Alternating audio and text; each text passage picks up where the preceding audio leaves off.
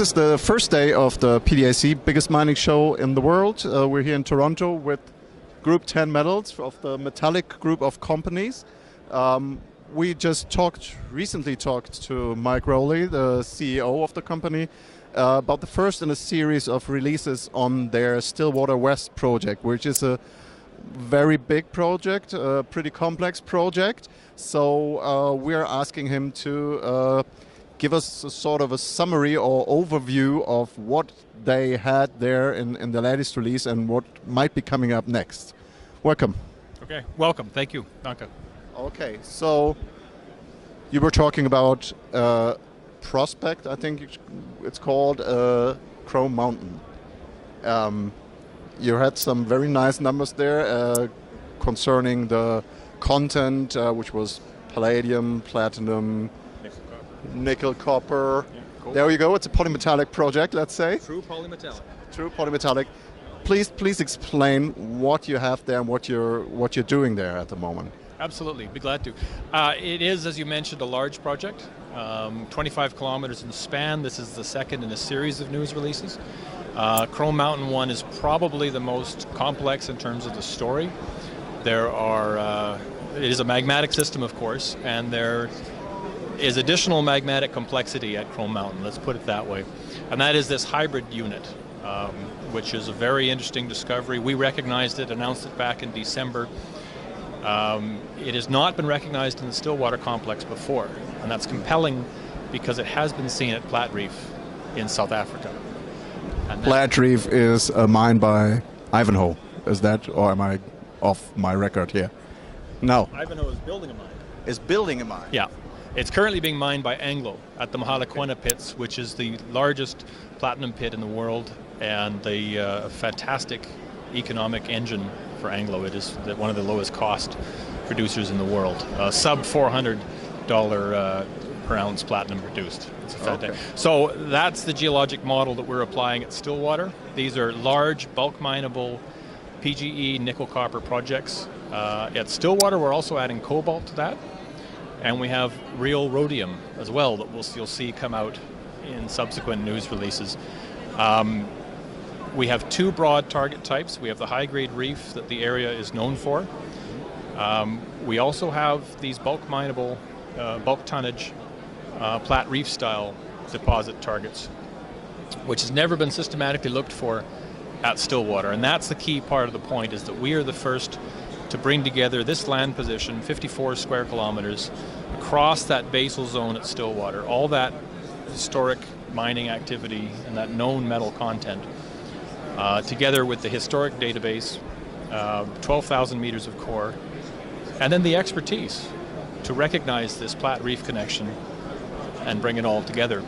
At Chrome Mountain, back to the news release, you've got two deposit types that fit under that Plat Reef bulk tonnage target type.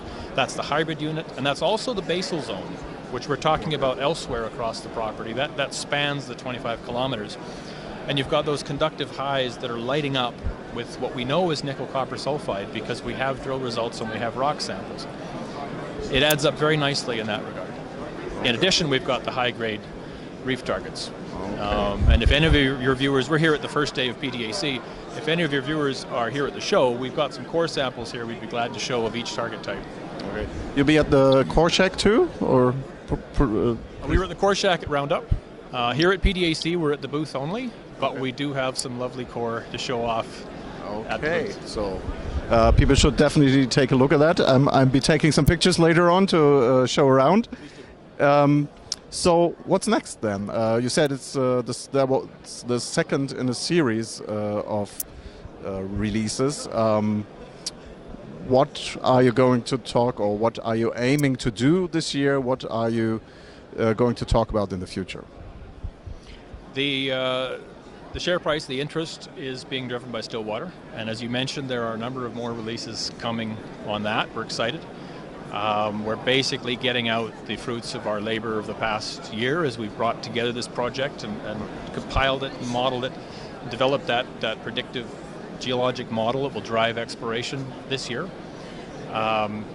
So several more releases in that regard as we work west to east across the property.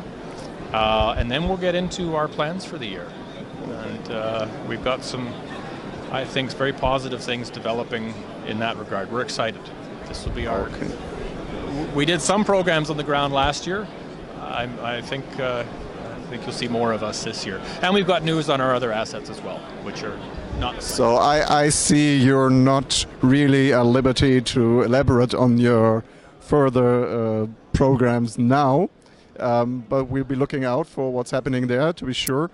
Just a few quick words on the metallic group of companies. There's metallic minerals, which our audience obviously knows already about. There's Group 10 and then there's Granite Creek. What's the purpose of having this group of companies, and perhaps a very short introduction on Granite Creek? I'd be glad to, yeah. It's synergies, it's collaboration, it's shared expertise, it's a shared network.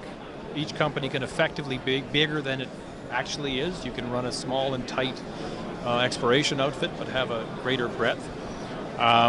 The theme is the same through all three companies. We've built each one strategically around a brownfields asset in a good mining jurisdiction, first world, beside existing mines and deposits. And in each one, just like at Stillwater, we've put a fantastic land position together with a database and then with expertise and funding in a well-structured vehicle. With the idea, of course, of de-risking it quickly, moving it up the valuation scale. Okay. And we see the potential on all three to do that in short order. Metallic, of course, is focused in the Yukon, in the legendary Keno Silver District, and it's applying geologic models from the Coeur d'Alene district, the billion-ounce silver district in Idaho, to the hundreds of million ounces Keno district in the Yukon. And there are very exciting developments coming there. Granite is doing the same, Granite Creek copper, in the billion-pound copper Carmax district in the Yukon. The Stu project, very interesting project. It's been in private hands since the 80s. It got separated from this fantastic database that includes 50 historic drill holes. We've brought those together and we'll be applying some of the thinking from the district, and we're excited about the results in that regard. Okay, thank you very much, and we'll be sure to talk to you at a later point. Thanks.